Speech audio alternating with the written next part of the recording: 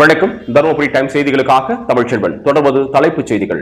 பால் கொள்முதல் விலையை உயர்த்த வேண்டும், தமிழக அரசை வலியுறுத்தி தருமபுரியில் பால் உற்பத்தியாளர்கள் போராட்டம். இனி வருவது விரிவான செய்திகள். ஆவி நிறுவனம் மூலம் கொள்முதல் செய்யப்படும் பாலுக்கான விலையை உடனடியாக உயர்த்த வேண்டும் என்பதையும், பால் உற்பத்தியாளர்களின் நீண்ட நாள் கோரிக்கைகளை தமிழக அரசு நிறைவேற்ற வேண்டும் என்பதை வலியுறுத்தி தருமபுரியில் தமிழக விவசாயிகள் சங்கம் சார்பில் பால் உற்பத்தியாளர்கள் ஆர்ப்பாட்டத்தில் ஈடுபட்டனர். தருமபுரி நகரில் பிஎஸ்என்எல் அலுவலகம் அருகே நடைபெற்ற இந்த ஆர்ப்பாட்டத்திற்கு தமிழக விவசாயிகள் சங்க மாநில தலைவர் எஸ் சின்னசாமி தலைமை தாங்கினார்.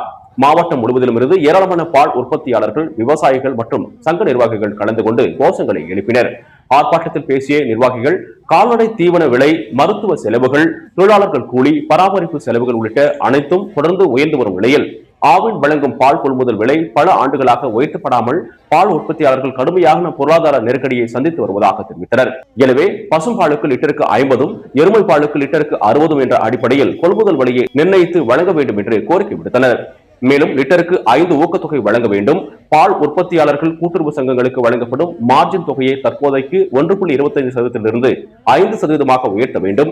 கூட்டுறவு சங்க பணியாளர்களுக்கு பணி வரன்முறை செய்து ஊதிய உயர்வு வழங்க வேண்டும். கால்நடைகளுக்கான தீவனத்தை 50% மானிய விலையை வழங்க வேண்டும். கால்நடை காப்பீட்டை 100% மானியத்தில் செயல்படுத்த வேண்டும் உள்ளிட்ட பல்வேறு கோரிக்கைகளை வலியுறுத்தி ஆர்ப்பாட்டம் செய்தனர். இந்த ஆர்ப்பாட்டத்தில் தருமபுரி மாவட்ட பால் விவசாயிகள் சங்க மாவட்ட தலைவர் சக்திவேல், துணை செயலாளர் சுப்பிரமணி உள்ளிட்ட சங்க நிர்வாகிகள் மற்றும் ஏராளமான பால் உற்பத்தியாளர்கள் கலந்து கொண்டு தமிழக அரசு உடனடியாக தங்களது கோரிக்கைகளை நிறைவேற்ற வேண்டும் என வலியுறுத்தி முழக்கங்களை எழுப்பினர்.